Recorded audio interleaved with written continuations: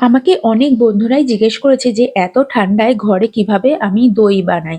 এখানে এটা কিন্তু খুবই সহজে একদম থকথকে টক দই কিন্তু তৈরি হয়ে যাবে। এখানে আমি ডবল টোন্ড মিল্ক নিয়েছি। তোমরা যদি ফুড ফ্যাট মিল্ক নাও তবে কিন্তু আরো বেশি ভালো। এখানে দুধটাকে হালকা আমি একবার ফুটিয়ে আমি নিলাম। খুব বেশিক্ষণ কিন্তু আমি আর ফোটাইনি। এটাকে একটু ঠান্ডা হতে দিতে হবে। যতক্ষণে আমার দেখো আমি হাতটা আঙুলটা দিচ্ছি, আঙুলটা দিতে পারবো এরকম অবস্থায় আমাকে দুধটাকে আনতে হবে।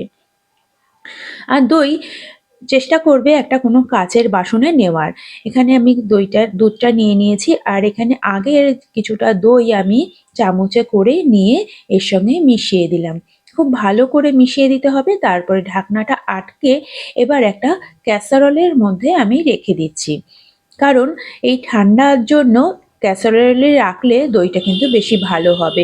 এবার ক্যাসারোলটা আমি রেখে দিলাম। পরের দিন সকালবেলা আমি বের করছি। আগের দিন রাত্রি ঠিক ১১টার সময় আমি দই পেতেছিলাম আর পরের দিন সকাল ৭টার মধ্যে কিন্তু দই এত সুন্দর হয়ে গেছে। এটা যদি আমি আরেকটু আগে খুলে দেখতাম হয়তো তখনও কিন্তু দইটা হয়েই যেত। মাত্র ৩ থেকে ৪ ঘন্টার মধ্যেই কিন্তু এইভাবে দই কিন্তু আমরা পেতে ফেলতে পারি ঘরেই। দেখো একদমই থকথকে, যদিও দুধটা যদি আরো ঘন হতো এই যে জলটা সেটাও কিন্তু হতো না। কেমন হয়েছে